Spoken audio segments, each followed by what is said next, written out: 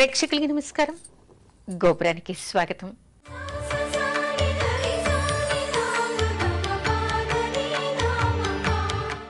డుండి వినాయకుడి విశిష్టత ఏమిటి?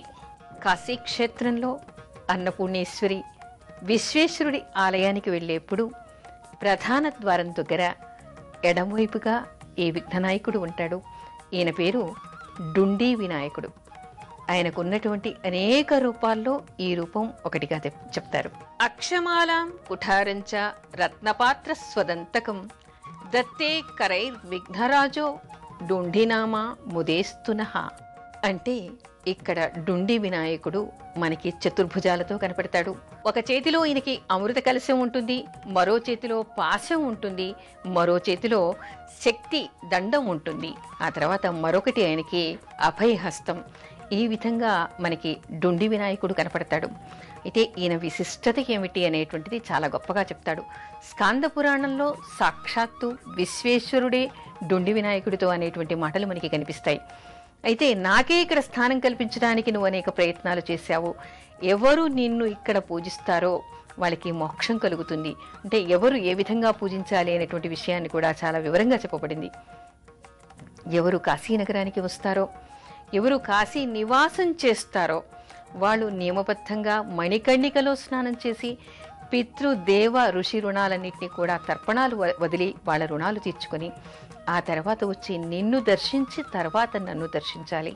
ఎవరు నిన్ను పూజించి నన్ను పూజిస్తారో వాళ్ళకి అంతిమ దిశలో మరణ సమయంలో వాళ్ళకి నేను చెవిలో ఉపదేశం చేస్తాను. అలా ఉపదేశం పొందిన వాళ్ళకి మరు జన్మ ఉండదు, నాలో వాళ్ళు ఐక్యమైపోతారు, వాళ్ళకి ముక్తి లభిస్తుంది అని చెప్పేసి సాక్షాత్తు విశ్వేశ్వరుడే డుండి వినాయకుడితో అన్నట్టుగా మనకి కనపడుతోంది. ఇంకా చాలా వివరాలు కూడా చెప్పినట్టు మనకి తెలుస్తోంది. అదేమిటంటే ఎవరు నిన్ను దూర్వాలతో పూజిస్తారో వాళ్ళకి ఉన్నటువంటి దుస్వప్నాలన్నీ నాశనం అవటమే కాకుండా వాళ్ళకు ఉన్నటువంటి విఘ్నాలన్నీ కూడా తొలగిపోతాయి. ఆ తర్వాత ఎవరు నిన్ను స్మరిస్తారో, ఎవరు ఈ కాశీక్షేత్రంలో ఉన్నవాళ్ళు లేని వాళ్ళు కూడా దూర ప్రదేశాల్లో ఉన్నవాళ్ళు కూడా నీ స్తోత్రాన్ని ఎవరు చదువుతారో, నిత్యం నిన్ను ఎవరు స్మరిస్తారో వాళ్ళకి ఉన్నటువంటి చింతలన్నీ పోతాయి, వాళ్ళకు ఉన్నటువంటి విఘ్నాలన్నీ కూడా దూరం అవుతాయి.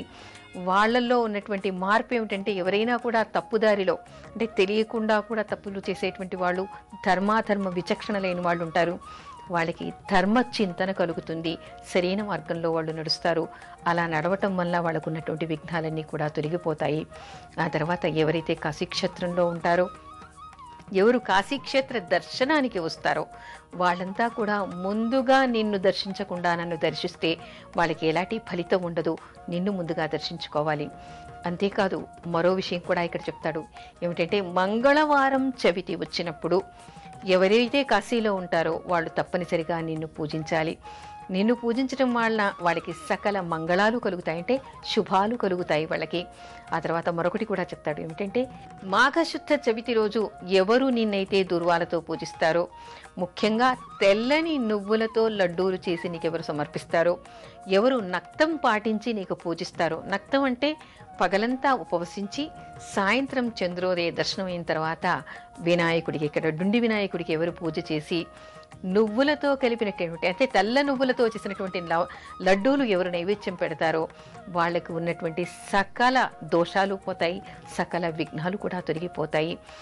ఎవరు ఇక్కడ ఉండి కూడా నీకు ఆ విధంగా చేయరో వాళ్ళకి విఘ్నాలన్నీ కలుగుతూనే ఉంటాయి. అదేవిధంగా ఎవరైనా తెల్ల నువ్వులతో నీ ముందర గణపతి హోమం చేస్తారో వాళ్ళకి కూడా ఉన్నటువంటి దోషాలన్నీ పరిహరింపబడతాయి.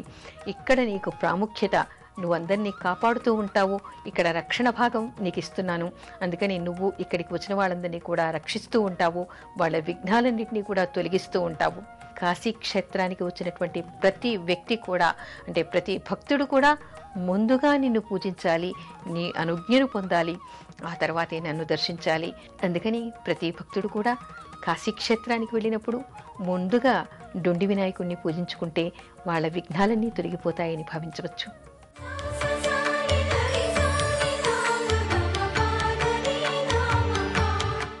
కాశీనగరం చుట్టూ ఉన్నటువంటి వినాయక రూపాలు ఎన్ని? కాశీనగరం చుట్టూ మొత్తంగా 56 గణపతి రూపాలు మనకి కనిపిస్తాయి. అంటే మహావినాయకుడు ఇక్కడ 56 రూపాల్లో కాశీనగరం చుట్టూగా ఉన్నట్టుగా మనకి తెలుస్తోంది. ఏ విధంగా అంటే కాశీనగరానికి ఉన్నటువంటివి 7 ఆవరణలుగా చెప్తారు. ఈ 7 ఆవరణల్లో ఒక్కొక్క ఆవరణలో 8 గణపతి రూపాల్లో ఇక్కడ మనకి దర్శనమిస్తాడు. అయితే ఒక్కొక్క రూపం ఒక్కొక్క ఆవరణలో ఒక్కొక్క ప్రత్యేకతను సంతరించుకొని మనకి కనిపిస్తూ ఉంది. అదేమిటంటే ముఖ్యంగా మనకి కనిపించేటువంటిది అర్క వినాయకుడు. అర్క వినాయకుణ్ణి ఎవరైతే కాశీక్షేత్రానికి వచ్చి అర్క వినాయకుణ్ణి ఆదివారం రోజు పూజిస్తారో వాళ్ళకి ఉన్నటువంటి సకల రోగాలు కూడా పోతాయని చెప్పేసి ఆయన అభయం ఇస్తాడని, ఎవరు ఏ రోగంతో బాధపడుతున్న వాళ్ళైనా సరే కాశీనగరానికి వచ్చినప్పుడు ఆదివారం రోజు ప్రత్యేకంగా ఈ అర్క వినాయకుణ్ణి దర్శించుకొని ఆయనని పూజించి ఆ తర్వాత డుండి వినాయకుణ్ణి పూజించి ఆ తర్వాత విశ్వేశ్వర దర్శనం చేసుకోవటం వల్ల వాళ్లకు ఉన్నటువంటి సకల రోగాలు కూడా పోతాయని చెప్పేసి మనకి కాశీఖండంలో తెలుస్తోంది. ఆ తర్వాత ఉండేటువంటిది మహాభయాల్ని పోగొట్టేటువంటి దుర్గతి నాసుడు అనేటువంటి గణపతి విగ్రహం మనకి ఇక్కడ కనిపిస్తుంది. ఇది మొదటి ఆవరణలో. ఈ దుర్గుడు అనేటువంటి వినాయకుడు మనకున్నటువంటి దోషాలన్నింటినీ పోగొట్టడమే కాకుండా దుర్గతి నాశం చేస్తాడు అంటారు. దుర్గతి నాశం అంటే, దుర్గతి అంటే మనకి చెడ్డ గతి పట్టేటువంటి దాన్ని నాశం చేస్తాడు. ఏ విధంగా అంటే ఇదివరకు చేసినటువంటి పాపాలని నశింప చేయటమే కాకుండా ఇప్పుడు మళ్ళీ మనం పాపాలు చేయకుండా మన చిత్తాన్ని సరైనటువంటి దారిలో నడిపించేటువంటి వాడు ఈ దుర్గుడు అనేటువంటి వినాయకుడుగా చెప్తారు. ఆ తర్వాత మనకి ఈశాన్యాన్న కనిపించేవాడు సుమంగళుడు అనేటువంటి గణపతి. ఈయన సుమంగళం అంటే మంచి చేయటం, శుభాల్ని జరిగించటం. ఈయనని తలుచుకున్న వాళ్ళకి, ఈయనని పూజించే వాళ్ళందరికీ కూడా శుభాలన్నీ చేకూరుతాయి అనేటువంటి మాట చెప్తారు. ఆ తర్వాత దక్షిణాన దత్తహస్తుడు అనేటువంటి వినాయకుడు ఉన్నాడు. ఇక్కడికి వెళ్ళిన వాళ్ళకి ఉన్నటువంటి దోషాలన్నీ అంటే సహస్రాధికంగా ఉన్నటువంటి విఘ్నాలన్నింటినీ కూడా ఈయన నశింపు చేస్తాడు అనేటువంటి విషయం చెప్తారు. తూర్పున కూష్మాండ వినాయకుడు. కూష్మాండ వినాయకుడు ఏమిటి? ఇక్కడ ఉన్నటువంటిది ఈ ద్వారానికి వచ్చేవాళ్ళు ఎవరు మోక్షం కావాలని చెప్పేసి కాశీకి వస్తారో వాళ్ళందరికీ కూడా వాళ్ళ కోరికను నెరవేరుస్తాడు. వాళ్ళకు ఉన్నటువంటి దోషాలన్నింటినీ పోగొట్టి ముక్తి సాధనానికి వీళ్ళని ముందుకు నడిపిస్తాడు అనేటువంటి విషయాన్ని చెప్తారు. ఆ తర్వాత మనకి ముఖ్యంగా కనిపించేటువంటిది దక్షిణాన చింతామణి గణపతి. ఈయన అందరి చింతల్ని తీరుస్తాడు. అసలు కాశీకి వెళ్ళిన వాళ్ళెవరూ కూడా చింతామణి గణపతిని దర్శించకుండా రాకూడదు. ఎందుకంటే మన చింతలన్నీ పోవాలి కాబట్టి చింతామణి గణపతిని మనం దర్శించాలి అని చెప్తారు. ఈ విధంగా 56 రూపాల్లో గణపతి మనకి మహాగణపతి, 56 రూపాల్లో 7 ఆవరణల్లో, ఒక్కొక్క ఆవరణలో 8 రూపాల్లో ఒక్కొక్క ప్రత్యేకతను సంతరించుకొని ఇక్కడ మనకి కనపడుతూ ఉన్నాడు. ఈయన కాశీక్షేత్రాన్ని ఇన్ని రూపాల్లో కాపాడుతూ ఉంటాడని, ముఖ్యంగా ఏమిటంటే ఈ విధంగా ఇన్ని ఆవరణల్లో ఇన్ని గణపతి రూపాలు ఉండటానికి కారణం కాశీక్షేత్రంలో ఎవరు అడుగు పెడతారో వాళ్లకున్నటువంటి పాపాలన్నీ కూడా అక్కడ అడుగు పెట్టగానే పోతాయిట. ఎందుకు? ఈ ఆవరణంలో ఉన్నటువంటి మహాగణపతి వాళ్ళ పాప ప్రక్షాళన చేసిన తర్వాత మాత్రమే వాడిని కాశీలోకి అడుగు పట్టనిస్తాడు అనేటువంటి విషయాన్ని మనకి ప్రత్యేకంగా చెప్తారు. చింతామణి గణపతి విశిష్టత ఏమిటి? మనకి కాశీనగరంలో చింతామణి గణపతి ప్రత్యేకంగా కనిపిస్తాడు. అయితే ఈయనకు ఉన్నటువంటిది చింతల్ని పోగొట్టడమే కాదు, స్వగృహాల్ని చేకూర్చడమే కాదు, మరో గొప్ప ప్రత్యేకత కూడా ఉంది. అది ఏమిటంటే కాశీనగరానికి వచ్చిన వాళ్ళు పాటించవలసినటువంటి ముఖ్యమైనటువంటి విషయాల్ని ఆయన సాక్షాత్తు వ్యాస మహర్షికే ఒక పాఠం చెప్పినటువంటి మహాగణపతిగా చెప్తారు. అదేమిటి అంటే పూర్వకాలంలో ఒకసారి కాశీక్షేత్రానికి వ్యాసుడు తన శిష్యులతో వచ్చేట. వచ్చిన తర్వాత వ్యాసుడేమిటి, ఆయనకేం సంసారం లేదు, వండుకొని తినడు, భిక్షాటన చేస్తాడు. ఆయనకి రోజువారీ పూజ అయిపోయిన తర్వాత తన శిష్యులను తీసుకుని కాశీనగరంలో భిక్షాటన చేసేట. ఆయనకి పరీక్షగా 3 రోజులు వరుసగా భిక్ష ఎక్కడా దొరకలేదు.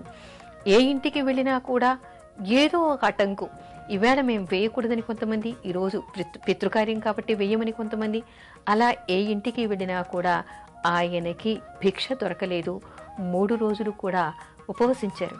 దానితో వ్యాస మహర్షికి చాలా కోపం వచ్చింది. ఉగ్రుడైపోయాడు. కాశీక్షేత్రం ఏమిటి? అన్నపూర్ణాక్షేత్రం. ఇక్కడ అన్నానికి ఎవ్వరికీ లోటుండదు. ఏ వ్యక్తి కూడా ఉపవాసంతో మాడి చావడు. ఎవరికి కూడా ఆకలి బాధ అనేటువంటిది ఉండదు. అలాంటి కాశీక్షేత్రంలో నాలాంటి వ్యాసుడు మామూలు వారా? వ్యాసో నారాయణో హరిహి అంటాడు. అలాంటి వ్యాసుడికి, నాకు, నా శిష్యులకి ఎక్కడ కూడా భిక్ష పుట్టలేదు. వీళ్ళకి మోక్షలక్ష్మి గర్వం పెరిగిపోయింది, విద్యాలక్ష్మి గర్వం పెరిగిపోయింది, అన్నపూర్ణ అన్నలక్ష్మి గర్వం కూడా వీళ్ళకి బాగా పెరిగిపోయింది. అందుకని నీకు ఇవి ఇక్కడ ఉన్న వాళ్ళకి 3 తరాలుగా ఎవరికి కూడా ఇవి దొరకకుండా నేను శపిస్తాను అని చెప్పేసి ఆయన కమండలంలోని నీళ్లు తీసుకున్నట్ట. ఆ వెంటనే విశ్వేశ్వరుడు అన్నపూర్ణేశ్వరి కూడా మారు రూపంలో ముసలి దంపతులుగా ఆయన ముందు ప్రత్యక్షమయ్యాట. అయ్యా, మా ఇంటికి వేళ భోజనానికి రమ్మని చెప్పేసి ఆయనని ఆయన శిష్యుల్ని పిలిచి కడుపారా భోజనం పంచభక్ష పరమాన్నలతో ఆయనకి భోజనం పెట్టారు. పెట్టిన తర్వాత అన్నపూర్ణేశ్వరి అక్కడ పెద్ద పొట్టు పెట్టుకుని పెద్ద ముత్తైదులాగా అక్కడ కూర్చొని అడుగుతుంది, ఏమయ్యా ఇంత గొప్ప ఋషి అంటారు, వ్యాసుడు అంటారు, అష్టాదశ పురాణాలు రాశారంటారు నిన్ను, ఆ తర్వాత వేద విభజన చేశారు అని కూడా చెప్తారు. అలాంటి గొప్ప వ్యక్తివి నువ్వు కాశీ గురించి శపించాలనుకున్నావా? శపిస్తే విశ్వేశ్వరుడు ఊరుకుంటాడా? ఏమిటి నీ ఉద్దేశం? అలా శపించవచ్చా? ఇక్కడ అన్నానికి ఎవరికి లోటు ఉండదు, ఎలాంటి పని చేశావయ్యా అనంటే అప్పుడు ఆయన తేరిపార చూస్తాడు. ఆయన మామూలు వాడు కాదు కదా, అక్కడ ఉన్నది ఎవరో కాదు, సాక్షాత్తు అన్నపూర్ణేశ్వరి విశ్వేశ్వరుడు అని తెలుసుకొని క్షమించమని పశ్చాత్తాపడతాడు. కానీ విశ్వేశ్వరుడు ఏమంటాడంటే, కోపం ఎవరికి ఉంటుందో, ఉగ్రం ఎవరికి ఉంటుందో, తాపం ఎవరికి ఉంటుందో వాళ్ళు ఈ కాశీలో ఉండడానికి నివసించడానికి అర్హులు కాదు. తక్షణమే నువ్వు ఇక్కడి నుంచి కాశీ నుంచి వెళ్ళిపో, ఈ కాశీలో నువ్వు ఉండడానికి వీల్లేదు అని చెప్పేసి ఆజ్ఞమిస్తాడు. విశ్వేశ్వర, క్షమించు, తప్పు చేశాను, పొరపాటు చేశాను, నన్ను క్షమించు, నేను నీ దర్శనం లేకుండా ఉండలేను అంటాడు. లేదు, కాశీకి గంగకి అవతలి ఒడ్డున నువ్వు ఉండు, అది వ్యాస కాశీగా ప్రసిద్ధి చెందుతుంది, నువ్వు ఇక్కడ ఉండడానికి వీల్లేదు అని అంటాడు. అక్కడ కోపం వస్తుంది, మళ్ళీ కోపం వస్తుంది వ్యాసుడికి. అక్కడి నుంచి అవతలి ఒడ్డుకు వెళ్తాడు. ఈ అవతలి ఒడ్డులో కూడా నేను వ్యాస కాశీ అని చెప్పేసి దీనికి ప్రసిద్ధి చెందుతాను, కాశీలో ఉన్నటువంటి మహత్యాలన్నీ కూడా ఇక్కడ ఉంటాయి, ఇక్కడ నివసించిన వాళ్ళకు కూడా ముక్తి జరుగుతుంది, ఇక్కడ ఎవరు స్నానం చేస్తే వాళ్ళకి ముక్తి కలుగుతుంది అని చెప్పేసి నేను నా పురాణాల్లో రాస్తాను. ఎందుకంటే పురాణాలన్నీ కూడా నేనే రాశాను కదా, ఆ పురాణాలన్నీ మళ్ళీ నేను తిరగరాస్తాను. తిరగరాసి అందరికీ కూడా ఈ వ్యాసకాశి కూడా మోక్షక్షేత్రం అని చెప్పేసి అందరికీ నేను చాటి చెప్తాను అని చెప్పేసి అహంభావంతో వ్యాసుడు అనుకుంటాట. అప్పుడు ఏం చేస్తాడు? గణపతి, చింతామణి గణపతి మరు రూపంలో అక్కడికి వెళ్తాడు.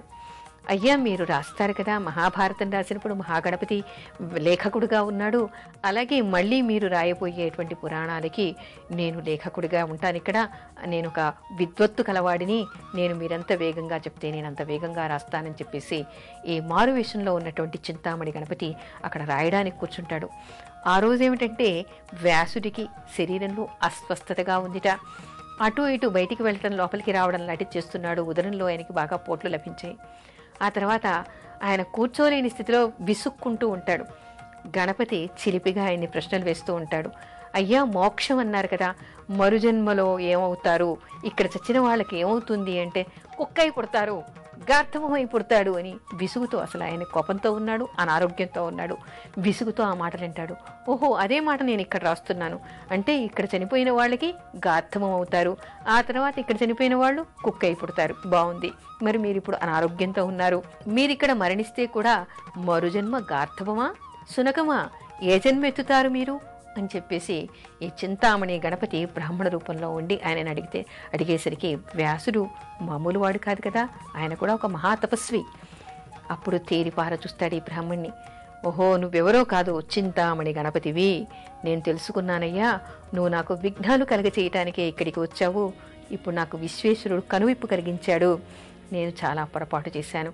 ఎందుకంటే కాశీక్షేత్రంలో స్నానం చేసిన వాళ్ళకి, మునిగిన వాళ్ళకి విశ్వేశ్వరుడి ఉపదేశం వల్ల ముక్తి లభిస్తుందని వేదాలు చెప్తున్నాయి. కాబట్టి దానిలోని మాటే ప్రమాణం, కానీ నేను ఏది రాస్తే అది ప్రమాణం కాదు అని నాకు కనువిప్పు కలిగించావు, నాలో ఉన్నటువంటి అహంకారాన్ని తుడిచేశావు, చింతామణి గణపతిగాను వెలుగొందుతావు, నన్ను క్షమించు గణాధిప, నాకు విశ్వేశ్వరుడి దగ్గర దర్శనం లభించేలాగా నాకు ముక్తిని ప్రసాదించు, నాకు అనుజ్ఞను ప్రసాదించు అని చెప్పేసి మళ్ళీ వ్యాసుడు గణపతి కాళ్ళ మీద పడి వేడుకుంటాడు. అప్పుడు పర్వటి రోజుల్లో కానీ పండగల్లో కానీ నువ్వు కాశీ విశ్వేశ్వరుడి దర్శనం చేసుకోవచ్చు, రోజు మాత్రం నువ్వు ఈ వ్యాసకాశీలోనే ఉండాలని నిర్దేశించి అక్కడి నుంచి చింతామణి గణపతి వచ్చేస్తాడు. అంటే చింతామణి గణపతి వల్ల మనకి తెలిసేదేమిటి, కాశీలో ఉండేటువంటి వాళ్ళు ఎవరు కూడా కామ క్రోధ లోభ మదమాశ్చర్యాలు కలిగి ఉండకూడదు, క్రోధం అసలే ఉండకూడదు, కాశీని శపించకూడదు, కాశీలో తప్పుడు పనులు చేయకూడదు, వ్యాసుడంతటి వాడికే ఇక్కడి నుంచి తరిమేయడం జరిగింది. కాబట్టి ఏ వ్యక్తి అయినా కూడా తప్పు నడక కాశీలో నడవకూడదు అనేటువంటి విషయాన్ని మనకి చింతామణి గణపతి చెప్తాడు. అందుకని ఎవరైనా చింతామణి గణపతిని దర్శించుకోవటం వల్ల వాడికి ముక్తి లభిస్తుంది, సరైన మార్గంలో వాళ్ళ ఆలోచనలు వెళతాయి అనేటువంటి విషయం మనకి కథ వల్ల తెలుస్తోంది.